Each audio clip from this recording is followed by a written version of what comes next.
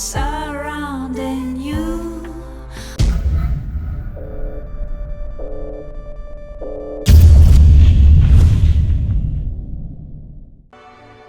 I just had to include the singing head in the beginning. I love the singing head. Those songs bop. Geeks, nerds, gamers, and trolls. This is your MMOBomb.com first look at Waven. It's from Ankama, the developers of Wakfu, if you're familiar with that. It is a free-to-play, turn-based, multiplayer RPG. Did you get all that? If not, we'll say it one more time for those in the back. Free-to-play, turn-based, tactical, multiplayer RPG. And I will have to say that I've had an absolute blast playing this game. As always, this is not an in-depth guide. This is not an expert review. This is a first look to give you an idea of what the game's going to look like, help you decide if it's a game that you would like to download and try. The game is currently in early access, and this first looks a little later than we typically like to do these. It's been a few weeks since it came out into early access, but what can I say? I've been a busy man, so I apologize for that, but we're getting her done now. So we're going to take a look at Waven, and I'm going to explain to you what's going on the screen. In Waven, you talk to NPCs, and they're going to give you missions, and they're going to send you into instance locations where you take part in these missions. I'm in a mission now, and as you can see, I'm casting spells from my spell bar. I've got a deck of spells that are shuffled before every match, and they come out randomly, and as I use them, they go to the bottom of the deck. And I can set up which spells I want to use. I can go in and customize those in between matches. So I've got several different spells to choose from. A lot of them I've picked at this point, but some of them are just ones that I've been given or kind of to have a spell in that slot for right now. And spells do more than just cast a spell out on the battlefield. They can also do a couple of other things. Some of them can give you additional action points, and other ones give you resources. You'll see in the top left corner, right up under my avatar picture, I'm accumulating elemental resources as I cast some of these spells. And that's going to let me summon my companions, which are down the left-hand side of the screen there. As you can see, beside each of their pictures, they have a cost in those elemental resources that I'm accumulating. So as I cast more spells of that type, I can build up those resources, and some of them require several different resources to summon those companions into the battle to help me out. They're not as effective as I am. Like this one here is a very basic companion. One of the starter companions that you'll get very early on, but he's inexpensive and easy to summon out and get out early on in a match. Now the spells themselves all have action point costs. You start out with a certain number of action points at the beginning of each turn. And you, like I said, some of those spells can give you additional action points. You can store those, or you can go ahead and use them right now or in the future whenever you want to on another turn. I am playing the basic warrior class, but there are other classes like mage, archer, things like that to choose from, so you can play other things than just a melee warrior like what I'm playing. After I get done using my spells and summoning companions, I can also do a little auto attack, but I have to walk up and be within melee range in order to get my attacks off. Because I am a melee warrior, victory is mine. So this is the starter island. And you go around and you complete the quest for the different NPCs on this island. As you complete each quest for the first time, you're going to gain points which let you unlock and go to other additional islands. So you're going to need to walk around the island. As you can see, I'm showing it off here where I've done the missions for which ones I've done or checkmarked, which ones I haven't done yet, or not checkmarked yet, obviously. But those give me points to unlock other islands that I can go to later on. And some other islands are dependent, like this island specifically unlocks a couple of other islands. Then one of those islands might specifically unlock a couple of different islands. While if I went to the secondary island that I just unlocked, it might unlock a couple of different islands. Here we'll transition over to showing me venturing to another island that I have unlocked early on in the game. Just to show it off a little bit, here you are on your little boat. And you move over to the different islands you have unlocked. As you can see, there's lots of islands surrounding me, and these are just the ones that I can see on the map right this minute. So this is just to show you what a different island looks like. It does look completely different.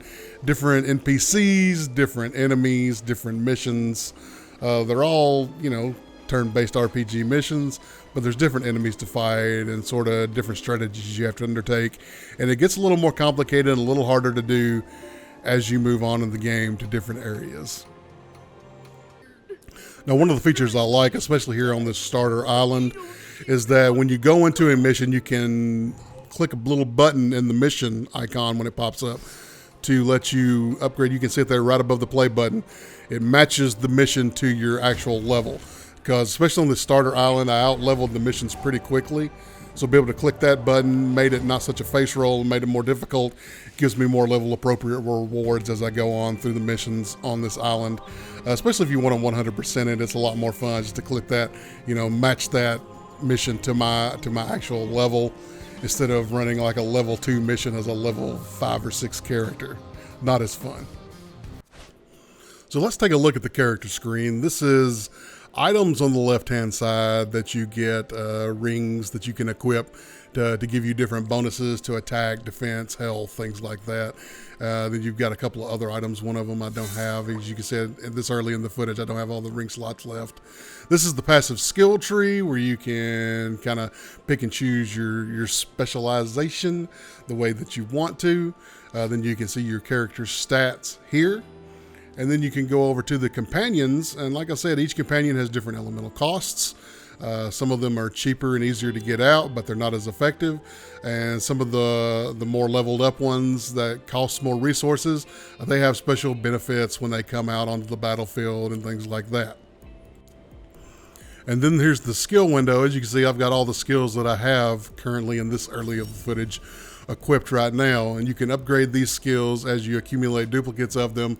You can pay a gold cost to combine them and upgrade them, and then you can choose which skills that you have equipped. You can have 1, 2, 3, 4, 5, 6, 7, 8, 9, 10, 11, 12, 13, 14, 15 skills equipped at one time. As you can see, you can unequip to shorten your deck if you want to, or you can just go ahead and equip all 15. Now, rewards at the end of missions come in loot chests. Luckily, you cannot purchase these loot chests. These are just the way that the rewards are given out at the end of missions. So you can see here I've got items to choose from, and it'll tell you depending on what type of box it is, like select 1, select 2, select 3, different things like that. So you can pick and choose which items you're getting. You're getting duplicates to help upgrade your existing stuff, or if you need something like here, I need a ring because I've got an empty ring slot. So I was hopefully choosing one that was going to be useful. I don't remember if I ended up using that or not. Looks like I do. Looks like I equip it. So skills come like that. There's loot boxes for skills. There's loot boxes for companions. Loot boxes for items that you equip. And like I said, they all just come as mission rewards. There's nothing purchasable, nothing in the cash shop that's a loot box, not anything like that. It's just the way that they reward you at the end of the game, at the end of a mission. And then we go back to the singing head for a moment, and then we're going to jump into the cash shop, ladies and gentlemen. That's right. We got to take a look at the cash shop. It's not a first look without looking at the cash shop. This is the battle pass. There are 3 tiers. There's a free tier. As you can see, I'm getting stuff out of it. There's a gold pass, and then there's the good old premium platinum pass, I think they call it. As you can see, they're just getting stuff out of the free tier for leveling up. So there is a battle pass in the game with 3 different tiers that you can. I think the gold pass is a little cheaper to get than the platinum pass is a little more. Hopefully I'll hover over it and show the prices here in a minute, because I don't remember the price off the top of my head. There we go. $14.99 for the platinum pass and the gold pass. I think just the gold pass is like $7.99, $6.99 looks like. So yeah, there's your battle pass. Then the cash shop is nothing but cosmetics. There's nothing pay to win in here. There's no loot boxes in here. There, like I said, those are just mission rewards. So you can just get skins and cosmetics and things like that out of the cash shop, emotes, little things like that. Nothing game breaking, nothing pay to win, I am happy to report. So we'll load into one last mission as I round up my final thoughts for Waven, free-to-play, tactical, multiplayer, turn-based RPG from Ankama. It is available on Steam for download in early access right now. Has been out for a few weeks now, so it's probably seen patches and updates since this footage was recorded for sure, because I usually record footage early on to try to avoid spoilers or anything like that, just in case there's some spoilers in there. But I have played well beyond this point. I'm well to say that I've thoroughly enjoyed my time in the game. I like the way that the companions, they work and come out, and they have, especially the ones that you get later on with that cost more of the resources, because they have different effects when they come onto the battlefield. They might hasten you or heal you or do extra damage around them, or all sorts of different things that these companions can do when they come out onto the battlefield. The spell system itself is very customizable, especially as you get later on in the game. Early on, you're just going to be taking what you can get, whatever you're given to you, just to fill out that skill bar initially, and then later on you're going to be able to be more choosy as far as what skills you get. Just keep in mind that you're going to want to make sure your companions that you have equipped sort of match the skills that you're using. That way you know you've got the elemental resources, or you've got a chance to get the elemental resources that you need to summon those companions. There's no sense in having a 5 fire essence resource companion out there that you can't summon because you're not using any fire spells. So yeah, if this looks at all interesting to you, if you're into tactical turn-based multiplayer RPGs, then this could be a game that I think you should check out, because I've had an absolute blast playing it. I've loving my time in the game.